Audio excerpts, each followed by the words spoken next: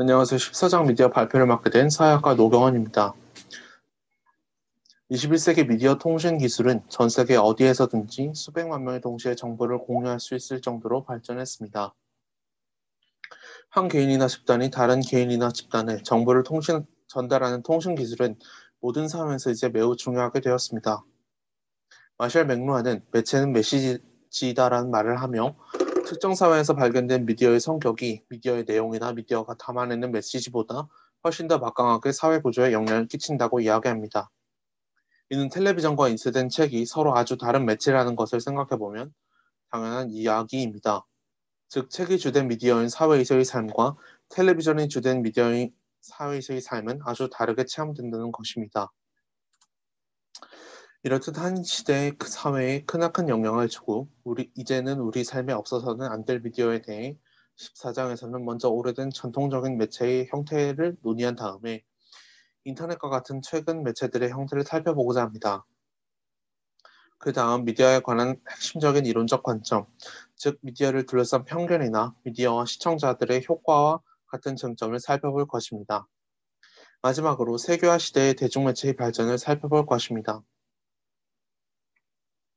먼저 전통적인 미디어를 살펴보도록 하겠습니다. 전통적인 미디어의 형태로는 신문, 영화, 라디오와 텔레비전 등이 있습니다.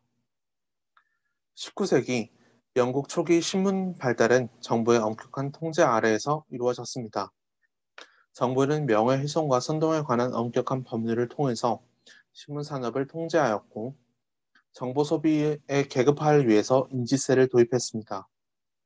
이후 인지세가 폐지되면서 영국은 저널리즘의 황금기를 맞이하게 됩니다. 하지만 이러한 인지세를 폐지한 것은 급진적인 신문의 인기를 떨어뜨리기 위한, 즉 일반 노동자 계층이 소비하는 극단적인 정치적 성향의 신문의 인기를 떨어뜨리고 좀 더 세련되고 부유한 지배계급의 정치적 성향의 신문 판매 부수를 높이려는 방법으로 직접적으로 정부의 힘을 통한 방법이 아닌 시장의 힘을 통해서 억압적이고 이데올로기적인 통제 시대를 열었다고 평가할 수 있습니다. 또한 20세기 초에 새롭게 등장한 영국 전국지 매체의 소유주인 비버브룩, 캠루즈, 캠스리와 로더미어 경은 부유한 기업가들로 이들은 신문 귀족으로 불리우며 자신들의 정치적 목적과 야망을 채우기 위하여 전국지 소유권을 이용했다는 비판을 받습니다. 이러한 비판을 받긴 했지만 신문은 초기 대중매체의 가장 중요한 매체였습니다. 이러한 신문의 등장은 전례없게 텍스트를 빠르게 재생산하는 것을 가능하게 했습니다. 또한 제한된 지면과 쉽게 재생산할 수 있는 형태로 서로 많은 다른 정보들을 한 군데 모아놓았기 때문에 현대 미디어의 역사에서 대단히 중요한 발전 과정을 신문은 담고 있습니다. 하지만 이러한 신문의 영향력은 라디오, 연극, 텔레비전, 그리고 점차 인터넷의 등장으로 약화되고 있습니다. 우리나라의 경우에도 한국언론연구원 및 한국언론진흥재단의 2019년의 언론 수용자 조사에 따르면 1996년 69.3%에 달하는 구독률이 2019년 6.4%로 약 10년 만에 10분의 1 이하 수준으로 급감한 것으로 볼 수 있습니다.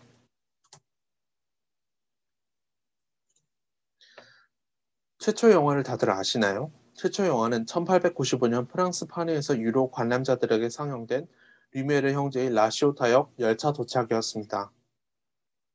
영화가 시작되고 증기기관차가 서서히 스크린을 채우자 의자에 앉았던 관객들은 도망치기 바빴다고 합니다. 영국의 영화가 처음 들어왔을 때 그 인기는 가히 대단했다고 합니다. 이 영화 산업은 전문화와 분업을 통해서 더욱 많은 영화들을 만들어냈습니다. 또한 영화 산업이 상업화되자 대중들에게 스타들의 사생활에 대해 관심을 갖게 하는 스타 시스템이 등장하게 되었습니다. 스타가 등장하는 영화는 흥행에 성공하도록 보장이 된 것입니다.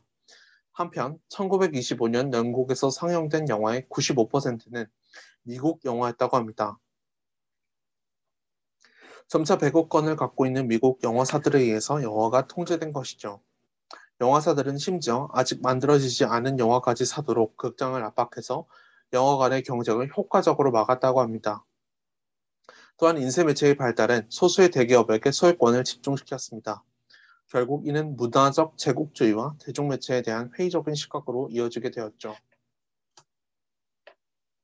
우리는 시청자로서 영화와 다르게 라디오와 텔레비전과 상호작용을 합니다. 영화와 다르게 라디오와 텔레비전은 관심을 요구하지 않습니다. 일상적으로 관심을 가지지 않고도 우리가 텔레비전과 라디오를 습관적으로 트는 모습을 통해 우리는 이를 알 수 있습니다. 또한 이러한 미디어는 영화가 갖지 못한 즉시성을 지니고 있습니다. 세계 도처에서 일어나고 있는 사건을 실시간으로 보도하는 특성을 영화와 달리 라디오와 텔레비전은 가지고 있는 것입니다. 영국에서 텔레비전 대수와 시청 시간은 1950년 이래 급격히 증가했습니다. 이는 결국 텔레비전이 다른 모든 매체를 지배하는 형태로 나타나게 되었습니다. 2004년 기준으로 텔레비전 시청이 지속된다면 오늘날 태어나는 아이는 18살이 되었을 때 잠자는 시간보다 더 많은 시간을 텔레비전을 보는 데 쓴다고 합니다. 텔레비전의 보급률은 계속해서 증가했습니다. 또한 성인의 85%가 매일같이 텔레비전을 본다고 합니다. 여러 미디어 이론가들은 계속해서 증가하는 텔레비전 시청이 인구에 미치는 영향에 대해서 회의적입니다. 대표적인 이론가로는 릴 포스먼과 퍼트넘이 있습니다. 포스트먼은 형식이 내용을 배제한다는 사실 때문에 텔레비전을 심각한 문제로 보았습니다. 형식으로서의 텔레비전은 진지한 내용을 지속할 수 없는 매개물인 것이죠. 합리적인 주장은 인쇄된 단어의 형태에서 가장 잘 전달된다고 보았습니다. 인쇄물은 복잡하고 진지한 내용을 유지할 수 있다는 것입니다. 그는 문자가 지배했던 19세기를 이성의 시대로 상기시킵니다. 텔레비전이 지배하는 사회에서 뉴스, 교육, 정치는 모두 오락으로 축소되었고 따라서 우리는 그의 책이 가리키고 있는 제목대로 죽도록 우리 자신을 즐겁게 할 수 있을 뿐인 것입니다. 미국의 정치 이론가인 퍼트남은 사회적 자본을 유용한 사회 네트워크, 상호 의무와 신뢰감, 행위를 지배하는 교범에 대한 이해, 일반적으로 사람들이 효과적으로 행동하게 하는 것이라고 정의했습니다. 퍼트넘은 혼자서 볼링치기라는 책에서 미국에서 사회 자본이 지난 수십 년 동안 크게 감소한 원인으로 텔레비전을 제시합니다. 사회적 자본이 정점을 이룬 1950년에는 단지 10%만의 미국인들이 집에 텔레비전을 보유했지만 1959년 그 숫자는 90%로 증가했는데 이는 미국인들이 일상생활을 보내는 방식에서 일어난 커다란 변화가 사회적 자본의 쇠퇴 연도와 정확하게 일치한다고 주장합니다. 즉 텔레비전 시청이 사회적 신뢰와 집단 소속감과 부정적이고 강하게 연계되어 있는 반면 신문 읽기와 사회적 신뢰와 집단 소속감은 긍정적인 상관관계를 보였다는 것입니다. 비록 퍼트넘은 1950년대에 대한 향수를 경고하지만 그는 기술이 우리 삶에 미치는 영향에 대해서 비판적으로 성찰할 때라고 주장합니다. 새로운 미디어가 등장하는 데 가장 큰 역할을 하는 것은 디지털의 등장입니다. 통신기술에서 디지털 기술만 있다면 그림, 동영상, 소리를 포함한 어떤 정보도 비트라는 이형체계로 전환될 수 있습니다. 이러한 디지털화는 멀티미디어의 발전의 원천으로 다른 기술을 요구하는 다른 매체에서 사용될 수 있는 것이 하나의 매체로 통합되게 되었습니다. 디지털의 영향으로 텔레비전 방송 기술은 아날로그에서 디지털로 전송 프로그램이 변화하면서 혁명적인 변화를 겪었습니다. 디지털 텔레비전은 사진과 소리를 컴퓨터가 이해할 수 있는 정보로 전환하여 작동합니다. 이는 아날로그 방식과 비교했을 때 더 많은 채널을 제공할 뿐만 아니라 소리와 사진의 질이 더 좋고 추가적인 서비스를 제공할 수 있게 합니다. 과거와는 달리 디지털 텔레비전은 텔레비전, 인터넷과 홈쇼핑의 상호작용이 가능성을 연 것입니다. 우리 사회를 인터넷 등장 전과 후로 나눌 정도로 인터넷은 대중매체와 기타 많은 것들을 바꾸어 놓았습니다. 예를 들어 이러한 인터넷, 즉 20세기 후반에 등장한 중요하고도 새로운 통신 기술은 먼저 세계와 주식시장을 근본적으로 바꾸어 놨습니다. 우리가 더 이상 현금을 들고 다니지 않듯 화폐는 더 이상 금이나 주머니의 현금이 아니고 세계 은행들의 컴퓨터에 들어가 있게 된 것입니다. 이러한 발전에는 네 가지 기술적 추세가 가담했습니다. 가격 하락과 함께 컴퓨터 능력의 지속적인 향상, 컴퓨터와 통신 기술의 통합을 가능하게 하는 자료의 디지털화, 위성통신의 발달과 단일한 작은 케이블로 서로 다른 정보가 이동하게 하는 것을 가능하게 하는 광섬유가 바로 이 네 가지 기술입니다. 인터넷은 예상과 달리 전쟁의 기원을 두고 있습니다. 인터넷은 1989년 이전 시기인 냉전 시대에 시작되었습니다. 인터넷의 초기 이름은 ARPA 네트로 명명된 시스템으로 전 미국 대륙에 흩어져 있으면서 군사 관련 계약에 종사하는 과학자들이 자신들의 자원을 수집하여 각자 사용하고 있는 거액의 장비를 공유하는 방안을 모색하기 위한 목적을 가진 시스템이었습니다. 당시 이러한 시스템의 컴퓨터들이 대학교 컴퓨터공학과에 설치되어 있기도 했는데 이를 대학교 재직 중인 사람이 끌어다 자신의 목적에 맞게 사용하게 되었다고 합니다. 이후 인터넷이 확산되게 되죠. 가장 잘 알려진 인터넷은 월드 와이드 웹입니다.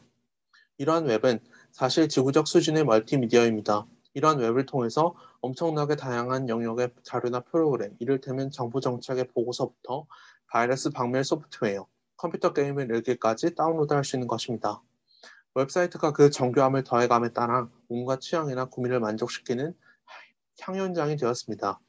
여러 곳에서 정교한 그래프나 사진으로 치장하거나 혹은 비디오나 오디오 파일을 장착하기도 합니다. 또한 웹은 전자상거래를 위한 가상의 시장으로서 인터페이스의 역할도 하고 있죠. 얼마나 많은 사람들이 인터넷에 접속하는지는 알지 못하지만 우리나라만 해도 미국 퓨 리서치 조사에 따르면 2019년 기준 스마트폰 보급률이 95%에 달하는 것으로 보아 우리나라 대부분의 사람들이 인터넷에 접속하고 있는 것을 알 수 있습니다.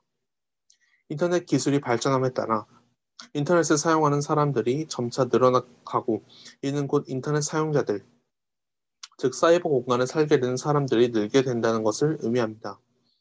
사이버 공간은 인터넷을 구성하는 컴퓨터의 지구적 연락망으로 형성된 상호작용 공간을 의미합니다. 보드리아르가 언급한 것과 같이 사이버 공간에서 우리는 더 이상 사람이 아니며 서로의 스크린에 반영된 메시지일 뿐입니다.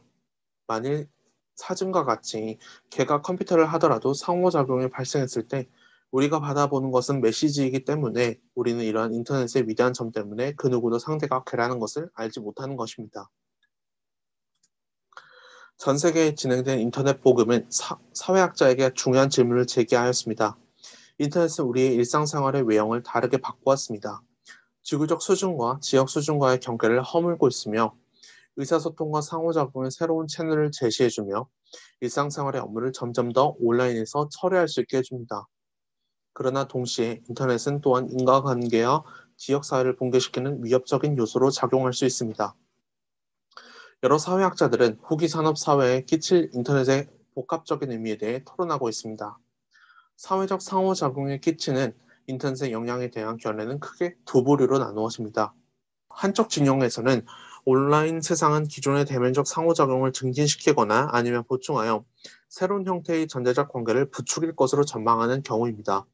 나아가 여러 인터넷 사용자는 물리적인 현실 사회에 살고 있는 세계와는 질적으로 다른 살아있는 온라인 지역 사회의 일부가 되는 것입니다. 때문에 상호작용을 보고 있는 학자들은 이러한 현실을 사람들의 사회적 연결망을 확대하고 풍요롭게 한다고 주장합니다. 반면 사회학자 가운데 인터넷 기술의 보급이 사회적 소외와 원자화를 증가시키게 될 것이라고 보는 학자들도 있습니다. 집안에서 인터넷 접속에 더 많은 시간을 보내게 되면서 가족원이나 친구들과 유의미한 질적 시간을 가질 여유가 줄어든다는 것입니다. 또한 인터넷으로 인해 직장과 가정 사이의 구분이 불분명해짐에 따라 인터넷은 가정생활을 침해하게 되어 사실상 업무 처리가 연장되게 된다는 것입니다.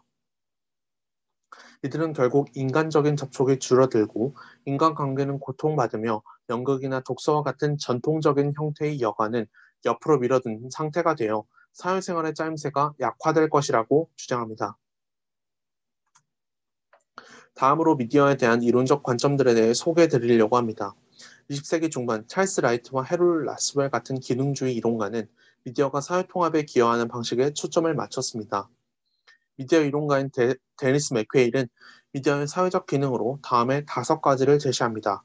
먼저 미디어는 교통 혼잡을 알려주는 웹카메라와 라디오 보도에서부터 일기예보, 주식시장 보도, 개인적으로 영향을 미치는 쟁점에 대한 뉴스에 이르기까지 세계 전역의 정보를 지속적으로 제공하는 기능인 정보의 기능을 수행합니다. 또한 미디어가 우리에게 제공하는 정보의 의미를 이해하도록 설명하고 돕습니다. 미디어는 사회 규범을 지지하고 어린이의 사회화에 중요한 상호작용의 역할을 담당하는 것입니다. 세 번째로 미디어는 새로운 사회 발전을 인지하고 공동의 가치관을 강화하면서 지배적인 문화를 표현하는 지속성의 기능을 수행합니다. 또한 미디어는 즐거움 다양성을 제공하고 사회적 긴장을 약화시키는 오락의 기능을 수행합니다. 마지막으로 미디어는 경제 성장, 또 종교와의 전쟁 시 지원을 독려하기 위하여 사회를 동원하는 캠페인을 벌이는 동원으로서의 기능을 수행합니다. 하지만 미디어의 기능주의 이론은 쇠퇴하였습니다. 특히 기능주의 이론은 능동적인 참여자라기보다 시청자를 수동적인 존재로 본다는 비판을 받게 되었죠. 더욱이 기능주의는 미디어를 설명하기보다는 미디어를 기술하는 데 불과하다는 비판을 받았습니다. 기능주의 이론이 쇠퇴하자 마르크스주의 영향을 받은 갈등주의 이론이 부각되었습니다. 넓은 의미의 마르크스주의 관점에서 미디어를 분석하는 가장 중요한 두 가지 이론은 바로 정치-경제학적 접근과 문화산업 접근입니다. 나중에 다루긴 할 것이지만 이러한 틀에서 영향력을 행사한 다른 접근은 글래스고 대학교의 미디어 그룹을 들 수 있습니다. 정치-경제학적 접근은 미디어를 산업으로 보고 주요 통신수단이 사적인 이해에 의해서 소유되게 되는 방식을 분석합니다. 미디어 소유권은 때로 소수의 부유한 미디어 거물들의 손에 집중되었습니다. 전쟁 전 영국 신문에서 신문 귀족이 미디어를 지배한 것이 한 예입니다. 세가가 진행된 지구적 시대에 미디어 소유권은 국경을 가로지르게 됩니다. 정치 경제학적 접근을 지지하는 사람들은 경제 권력이 없는 사람들의 목소리를 배제하는 방식으로 경제적 이해가 작동한다고 주장합니다. 더욱이 그나마 살아남은 목소리는 지배적인 부의 분배를 거의 비판하지 않은 목소리입니다. 이러한 견해는 노엄 촘스키에 의해서 발전되었습니다. 촘스키는 대기업이 미국을 비롯한 세계 미디어를 지배하는 것에 대해 대단히 비판적입니다. 촘스키는 냉전 시기에 이들 기업은 소련에 대한 공포 분위기를 조장하기 위하여 정부를 통제하였고, 소련 몰락 이후에는 기업이 소유한 미디어를 통해 지구적 테러리즘과 같은 새로운 공포를 만들어내고 기업의 무책임성과 미국의 민주주의 결핍과 같은 진정한 논점이 논의되는 것을 막는다고 주장합니다. 문화산업 접근의 대표적인 학자인 테오도어 아도르노와 같은 프랑크푸르트 학파의 이론가들은 매스미디어가 대중에 미치는 영향력에 대해서 대단히 비판적입니다. 프랑크푸르트 학파는 마르크스의 영향을 많이 받은 한 무리의 학자들이긴 하지만 마르크스의 관점이 오늘날 사회에 적용되기 위해서는 대대적인 수정이 필요하다고 보았습니다. 다른 어떤 것보다 그들은 마르크스가 현대 자본주의 사회에서 문화의 영향력에 대해서 충분한 관심을 기울이지 않았다고 보기 때문입니다. 프랑크푸르트 학파 이론가들은 여가 시간이 산업화되었다고 주장합니다. 그들은 영화, 텔레비전, 라디오, 신문과 잡지로 이루어진 오락산업을 문화산업이라고 부르게 된 것에 대해서 집중적으로 연구했습니다. 그들은 문화의 생산이 다른 산업과 마찬가지로 이윤 추구의 목적에 의해서 표준화되었고 또 지배된다고 주장했습니다. 대중사회에서 여가산업은 대중에게 기업 가치를 주입시키는 데 사용되고 있으며 여가는 노동으로부터의 단절이 아니라 노동을 위한 준비 과정으로 본 것입니다. 또 문화산업이 가볍고 표준화된 물건으로 개인들의 비판적이고 독립적인 사고를 저해한다고 보았습니다. 상업화에 질식되어 예술은 사라지고 문화는 오락으로 대체되는 것이죠. 즉, 경제 권력이 직접적인 착취를 감소시키는 것처럼 보이지만 좀 더 세련된 심리적 착취로 바뀌었다는 것입니다. 미디어에 대한 현대적 관점으로 하버마스의 공공영역, 보드리아르의 초현실 세계, 존 톰슨의 미디어와 현대사회를 소개해드리겠습니다. 먼저 독일의 철학자이며 사회학자인 하버마스는 프랑크푸르트 학파에 속하는 사회사상가입니다. 하버마스는 프랑크푸르트 학파의 쟁점을 논제로 취하되 다른 방식으로 논의를 전개했습니다. 그는 미디어 발전을 초기 18세기부터 현대에 이르기까지 분석하면서 공공영역의 부상과 그리고 연이은 쇠퇴를 추적하였습니다. 이때 하버마스가 말하는 공공영역은 일반적인 관심을 끄는 쟁점이 토론되고 의견이 형성되는 공공토론의 장을 의미합니다. 하버마스에 의하면 공공영역은 최초의 런던, 파리, 그리고 다른 유럽 도시의 살롱과 카페에서 발달했습니다. 사람들은 당시의 쟁점을 토론하기 위해서 회합을 가졌고 토론의 주제는 이제 막 발간되기 시작했던 신문 기사에서 얻을 수 있다고 합니다. 인구의 아주 소수만이 이 토론에 참여하긴 했지만 살롱은 민주주의 초기 발달에 중요한 역할을 담당했습니다. 그 이유는 바로 공공토론을 통해서 정치적 문제를 해결하는 논리를 도입할 수 있었다는 것이라고 하버마스는 주장합니다. 공공영역에서 개인들은 적어도 원칙면에서 공개적 토론의 장에 동등하게 참여했습니다. 그러나 공공영역의 초기 발달로 제한된 약속은 하버마스의 결론에 따르면 충분히 실현되지는 않았습니다. 현대사회에서 민주적 토론은 문화산업의 발달과 함께 퇴보하였고 대중매체와 대중문학의 보급은 공공영역이 공허한 것이 되는 원인으로 작용하였습니다. 정치는 국회와 미디어에 의해 무대에서 연기하는 것처럼 되었으며 상업적 이해관계는 공공의 이해관계에 우선하게 된 것입니다. 공공 여론은 개방적이고 합리적인 토론을 통해서가 아니라 광고에서처럼 조작과 통제를 통해서 형성되고 있었습니다. 미디어에 대한 영향력 있는 현대 이론가 중 한 명인 프랑스의 포스트 모던 이론가인 보드리아르는 맥루안의 논리에 의해 크게 영향을 받았습니다. 보드리아르는 현대 대중매체의 영향력은 그 어떤 기술과도 전혀 다를 뿐만 아니라 훨씬 더 심오하다고 규정합니다. 특히 텔레비전과 같은 전자미디어와 대중매체의 시대의 도래는 우리 삶의 내용 그 자체를 변화시켰습니다. 텔레비전은 우리에게 세상사를 대변하는 것이 아니라 우리가 실제 몸담고 있는 세상이 무엇인지를 규정하고 있는 것입니다. 하나의 사례로 1994년에서 95년에 걸쳐 로스앤젤레스에서 전개되었던 유명한 법정 소송 사건인 오제이 심슨의 재판을 생각해 봅시다. 이 재판은 꽤나 당시에 유명했던 재판으로 모든 재판 과정이 생방송으로 텔레비전을 통해 방영되었으며 영국을 포함한 여러 나라에서 시청할 수 있었고 미국에서는 6개의 텔레비전 채널에서 재판 과정을 연일 보여주었다고 합니다. 이때 재판 과정은 재판정에서만 일어나지 않았습니다.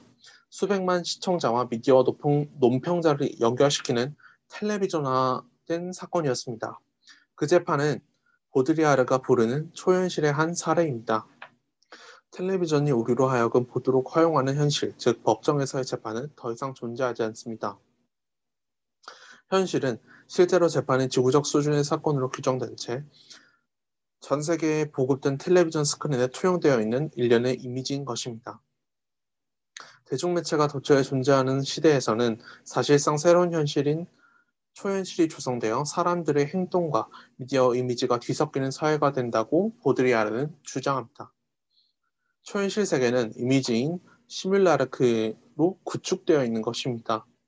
일례로 오늘날 그 어떤 정치 지도자도 텔레비전에 지속적으로 출연하지 않고는 선거에서 승리할 수 없습니다. 지도자의 텔레비전 이미지는 거의 모든 시청자들이 알고 있는 그의 인격입니다. 존 톰슨은 하버마스의 저술의 일부에 접근하면서 미디어와 산업 사회의 발달의 관계를 분석하였습니다. 톰슨은 초기 미디어 인쇄물 형태에서 전자 의사소통에 이르기까지 미디어는 현재 조직 발달의 중심적인 역할을 담당했다고 주장합니다. 그는 마르크스, 베버, 뒤르켐을 포함한 사회학의 주류 사상가들은 현대 사회의 초기 발전과 성립 단계조차 미디어의 역할에 너무 무관심했다고 믿었습니다. 톰슨의 논리는 프랑크푸르트의 학파와 보드리아르의 논리를 아우르고 있습니다. 톰슨의 미디어론에 따르면 사회작용 유형에 나타나는 차이는 세 가지로 구분될 수 있다고 합니다. 먼저 사람들이 직접 마주보고 나누는 대화에서처럼 대면적 상호작용은 상대방이 말하는 바를 이해하는 데 필요한 실마리가 풍부합니다. 중재적 상호작용에는 문서나 전기, 전파와 같은 미디어 기술의 사용이 첨가됩니다. 중재적 상호작용은 시공을 초월한 상호작용으로서 일상적인 대면적 상호작용의 상황을 훌쩍 뛰어넘을 수 있는 특징이 있습니다. 하지만 상호작용을 용이하게 하는 실마리를 공유할 기회는 존재하지 않죠. 또 다른 상호작용은 의사중재적 상호작용입니다. 이것은 대중매체에 의해 성립되는 사회적 관계를 일컫습니다. 이러한 상호작용은 시공을 초월하지만 사람들을 직접 연결시키지는 않습니다. 그렇기 때문에 의사상호작용인 것이지요. 앞서 두 가지 유형이 상호작용하는 개인들의 직접적인 방식으로 의사소통을 전개하여 대화적이었다면 의사중재적 상호작용은 일방적입니다. 예를 들어 텔레비전 프로그램은 프로그램 시청자들이 내용을 토론할 수도 있고 텔레비전 수상기에 대해 몇 마디 촌평을 할 수는 있어도 당연히 그에 대한 반응을 기대하지 않는다는 것입니다. 톰슨의 요점은 보드리아르가 취한 견해처럼 셋째 유형이 나머지 두 유형을 지배할 것이라고는 생각하지 않는 데 있습니다. 오히려 이 세 가지 유형이 오늘날 우리의 삶을 여러 가지 방식으로 혼합시킨다는 것이죠. 톰슨에 의하면 대중매체는 공적 영역과 사적 영역 간의 균형을 깨트립니다. 하버마스가 말한 것과는 대조적으로 이전보다 훨씬 더 많은 것들이 공적 영역으로 침투되었고 이것이 때로는 경론과 논란의 계기가 될 수 있습니다. 미디어 연구는 사회의 이데올로기 영역과 긴밀하게 연결되어 있습니다. 이데올로기란 사람들의 신념과 행동에 영향을 끼치는 사상을 이야기합니다.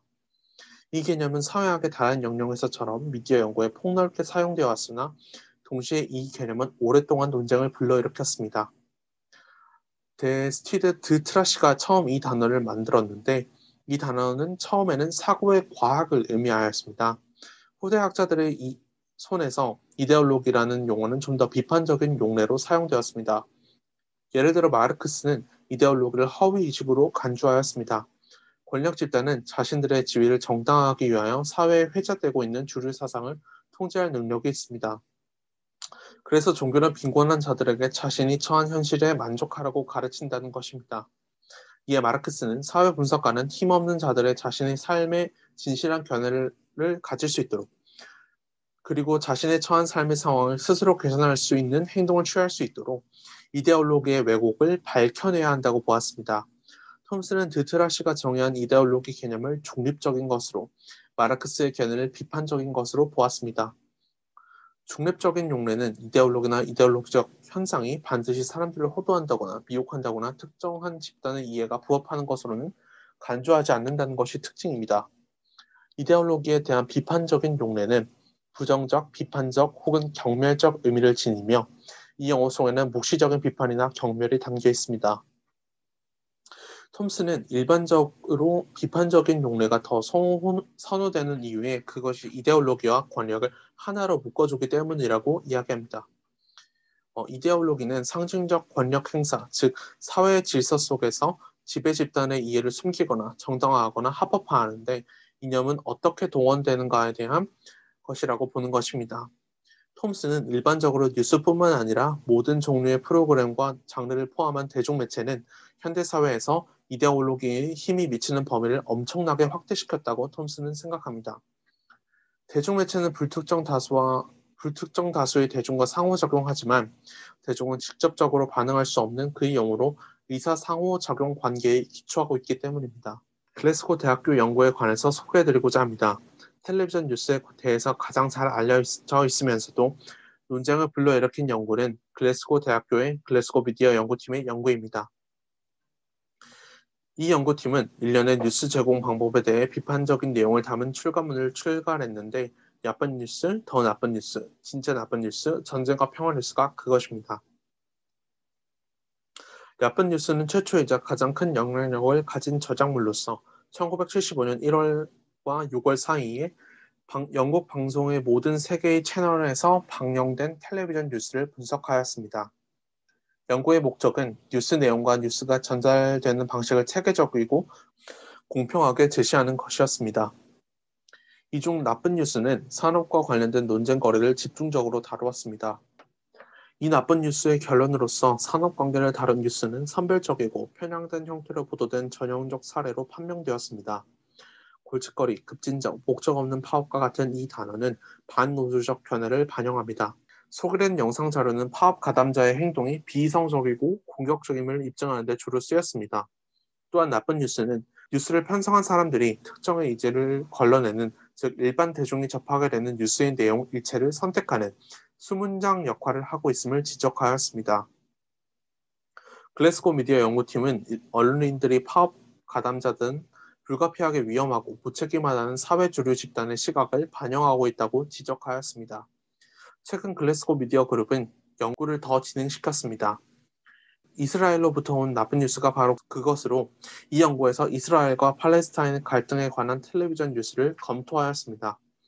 저자들은 갈등을 보도하는 텔레비전 보도를 살펴보면서 보도가 시청자들의 이해, 믿음과 태도에 대해 어떻게 연관되는지 관심을 가졌습니다. 그 연구는 갈등을 보도하는 텔레비전 뉴스가 시청자들을 혼란스럽게 만들고 이스라엘 정부의 관점을 상당히 보여주고 있다고 결론지었습니다. 연구에 따르면 팔레스타인 사람들보다 이스라엘 사람들을 2배 더 많이 인터뷰하고 보도하고 더욱이 이스라엘 사람을 지지하는 정치인들을 보도했다고 합니다. 또한 팔레스타인 사람들이 두세 배 더 죽었지만 팔레스타인 사상자보다 이스라엘 사상자를 더 보도했습니다. 그리고 이스라엘과 팔레스타인을 공격을 다루는 기자들의 언어에는 차이가 있었는데 기자들은 팔레스타인 행위를 테러리즘으로 보도하는 반면 이스라엘 집단의 행위는 극단주의자 혹은 민병대로 보도했다는 것입니다. 원인에 대한 보도는 거의 없었고 이러한 내용들을 위주로 보도함으로써 팔레스타인의 행동으로 시작되었다는 인상을 전 세계에 심어줌으로써 팔레스타인인에게 불리하게 작용했다고 주장했습니다. 에드워드 허먼과 로버트 맥체스니는 민주주의 국가로 가는 과정에 기여하는 주체적 미디어의 영향력을 연구하였습니다. 지구적으로 미디어 자원의 보급은 한편으로 권위적 정부로 하여금 정부가 과도하게 방송 내용에 개입하는 성향을 완화하는 데 성공적으로 압력을 행사할 수 있다고 보았습니다. 미디어 내용을 국내로만 한정하기가 점차 어려워짐에 따라 여러 폐쇄 사회들은 미디어가 민주주의를 지원하는 강력한 힘이 될 수 있다는 것이죠. 또한 지구적 미디어는 개인주의, 인권 존중, 소수의 집단 권리 증진과 같은 관점을 널리 유포하는 데 기여하였습니다. 하지만 허먼과 맥체슨이 또한 지구적 미디어의 질서 위협과 민주주의를 건전하게 가동시키는 데 이것이 끼치는 위협도 강조했습니다. 지구적 미디어가 점차 더 집중되고 상업화해감에 따라 하버마스가 설명한 방식으로 중요한 공공 영역의 기능이 쇠퇴됩니다. 이들은 상업화된 미디어는 광고주의 자본력의 신세를 지며 또한 시청률과 판매를 보장하는 내용을 선호할 수밖에 없는 입장에 놓여 있다고 주장합니다. 그 결과로 연애 오락 프로그램은 논란과 토론을 반드시 이기게 됩니다. 미디어 스스로 행한 자기 검열 관행은 시민들이 공공 영역에 참여하는 것을 약화시키고 공공 쟁점에 대한 사람들의 이해를 방해하게 만든다는 것이죠. 이에 대해 허문과 매체스니는 지구적 미디어는 지구적 자본주의의 새로운 전도사 그 이상 그 이하도 아니라고 이야기합니다. 비상업적 미디어 공간은 최선의 경제적 사용 가치로 적용시키고자 열심히 노력하는 사람들에 의해 꾸준히 잠식당해 왔습니다. 허먼과 맥케슨리는 눈에는 미디어 제도에 의해 증진되는 연애 오락 문화는 공공 영역을 꾸준히 침해해왔으며 민주주의 업적을 잠식하고 있다고 주장합니다. 앞서 설명드렸듯이 인터넷은 현재 진행 중인 세계의 핵심 공헌자 중 가운데 하나이며 동시에 그 표현물이기도 합니다. 그러나 세계화는 또한 국제 간 접촉 그리고 다른 형태의 미디어 잠재력까지도 바꿔놓고 있습니다. 미디어 산업은 지난 30년 동안 세계화되면서 몇 가지 경향이 뚜렷하게 나타나고 있습니다. 미디어 소유권은 점차 거대 미디어 집합체로 집중되었고 이로 인해 개인에 의한 미디어 소유권이 이전의 공적 소유권을 위축시키고 있습니다. 미디어 회사는 국경을 넘어 운영되고 있습니다. 미디어 회사는 그 활동 영역을 다양화하고 있으며 미디어 합병이 더 빈번해졌습니다. 지구적 미디어 산업은 소수의 다국적 기업에 의해 장악당하고 있습니다. 즉, 미디어 거대 기업이 나타나게 된 것입니다.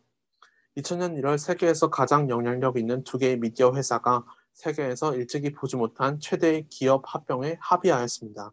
3,370억 달러의 가치를 지닌 거래 속에 세계 최대 규모의 미디어 회사인 타임위너와 세계 최대 인터넷 서비스 제공사인 AOL이 인터넷 세기를 맞이하여 세계 최초로 완전히 통합된 미디어와 통신 회사를 만들기로 했음을 발표한 것입니다. 이는 신문과 잡지, 영화 스튜디오, 텔레비전 방송국을 소유한 타임위너의 거대 미디어 콘텐츠와 합병 당시 15개국에 2,500만 명이 넘는 구독자를 거느린 막강한 인터넷 유통 능력을 가진 AOL의 결합이었습니다.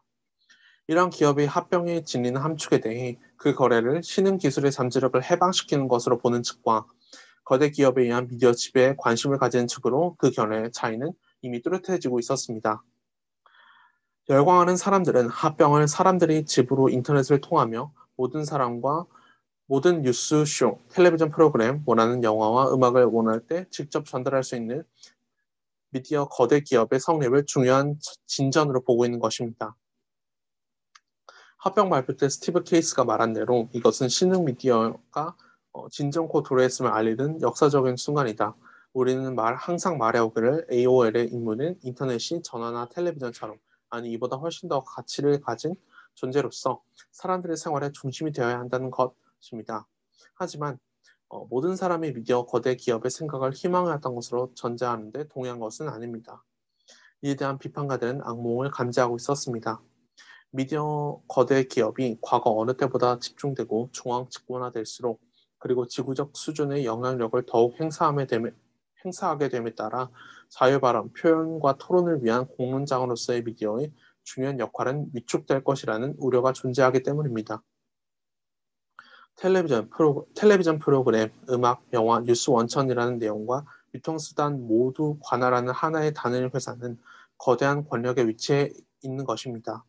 미디어 기업은 유명인 같은 내부 자원을 개발할 수도 있고 자체 검열 제도를 행사할 수도 있으며 외부 제작물을 대가로 하면서 제공 내부에서 제작물을 서로 연대 배수할 수 있게 되는 것입니다. 또한 인터넷상의 기업 권력을 통해서 인터넷의 기업 메시지 이외의 모든 것을 없애버릴 것이며 오히려 인터넷을 회원에게만 접근하도록 하는 제한된 영역으로 만들어버릴 것이라고 걱정했습니다. 이러한 두 서로 다른 견해는 어느 한 것이 틀렸다고 말하기는 좀 어려워 보입니다. 양대 관점에 어느 정도 타당성이 있기 때문입니다. 또한 위에서 언급한 AOL 타임위너 합병과 같이 세계 20대 미디어 기업 본부는 거의 모두 선진국에 위치하고 있습니다. 여러 관찰자들은 이러한 미디어 제작과 유통에 대해서 미디어 제국주의라는 개념을 언급하고 있습니다. 전자미디어를 통해서 서양 문화 제품들은 전 세계로 확산되었습니다. 서부의 음악처럼 우리는 미국 영화를 전 세계 어디에서나 볼 수 있게 된 것이죠.